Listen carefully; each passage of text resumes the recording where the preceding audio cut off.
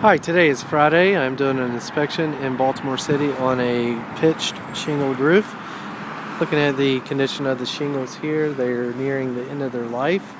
The next door neighbors have recently done a roof replacement, which means that pretty much all the townhomes in the community are probably going to be up for a replacement in the near future.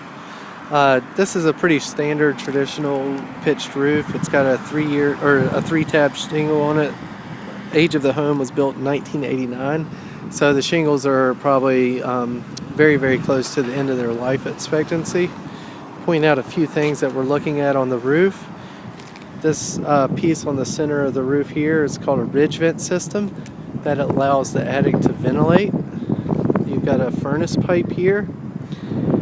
This is a bathroom fan cover. It's called a 750 louver vent. This is a plumbing pipe here that is tied into the plumbing system to allow for the ventilation.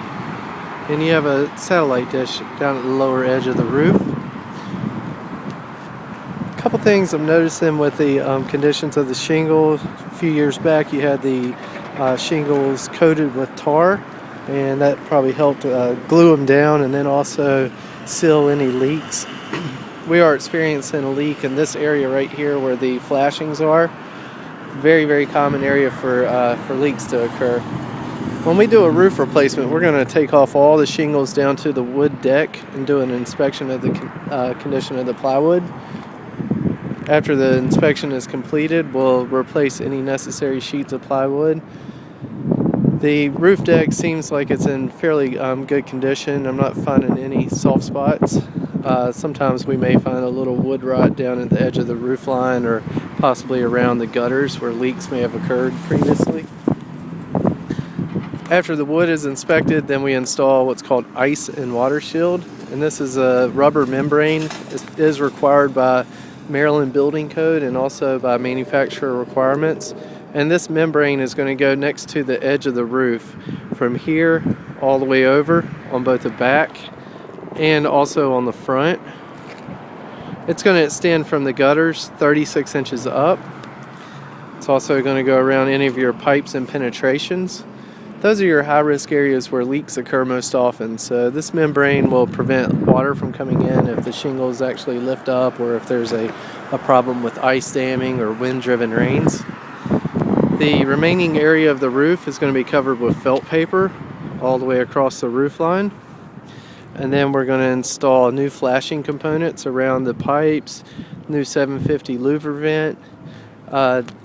Take a look in the corner here. And this silver flashing right in this area right here is called step flashing. Go back down. This step flashing sits on top of the roof. It goes over and it comes up behind the actual rake board. That prevents water from being blown down into the crack here and leaking into your home or your neighbor's home. There's also another piece of flashing down at the edge of the roof line underneath the shingles. It's called drip edge, and the drip edge prevents water from soaking back into the roof. After all of your flashings are replaced, then we will begin with the shingles. We always start down at the lower end of the roof next to the gutters. We install what's called a starter strip shingle. We finish shingling all the way up to the peak of the roof with your choice of shingles. And then once we get to the top of the roof, we install a new ridge vent system. This ridge vent system is a little bit shorter than it actually should be. We'll try to extend it out to the edges of the roof line. That way we can maximize your roof ventilation. Also, another thing is we usually don't use this type of ridge vent. This is an aluminum builder's grade ridge vent. We always use a Sure vent model. It's got a plastic frame.